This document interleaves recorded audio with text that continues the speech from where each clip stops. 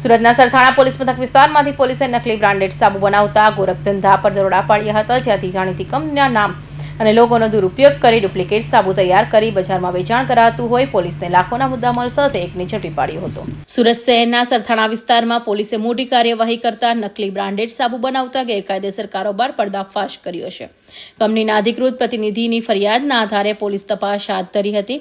તપાસ દરમિયાન જાણવા મળ્યું કે આરોપી રાજભા પ્રેમજીભાઈ ઘેવરિયા જાણીતી યામી ઘર શોપ પ્રાઇવેટ લિમિટેડ કંપનીના લોગો અને બ્રાન્ડિંગનો ગેરકાયદેસર ઉપયોગ કરી ડુપ્લિકેટ સાબુ તૈયાર કરી રહ્યા હતા। પોલીસે દરોડા પાડી દરમિયાન મોટી સંખ્યામાં તૈયાર નકલી સાબુ, વિવિધ કંપનીઓના ખાલી રેપર, બ્રાન્ડેડ સ્ટીકરો, પેકિંગ મટીરિયલ તેમજ સાબુ બનાવવાના સાધનો કબજે કર્યા હતા। દરોડામાં અંદાજે 6,67,000 રૂપિયાથી વધુની કિંમતનો મુદ્દામાલ જપ્ત કરાયો હતો।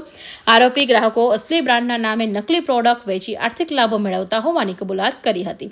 હાલ પોલીસે આરોપીની ધરપકડ કરી તેની સામે ગુનો નોંધ્યો છે અને આ નકલી માલ ક્યાં ક્યાં સપ્લાય કરવામાં આવતો હતો તેમજ આ રેકેટમાં અન્ય કોઈ વ્યક્તિ સંડોવાયેલી છે કે નહીં તે દિશામાં વધુ તપાસ શરૂ કરી છે।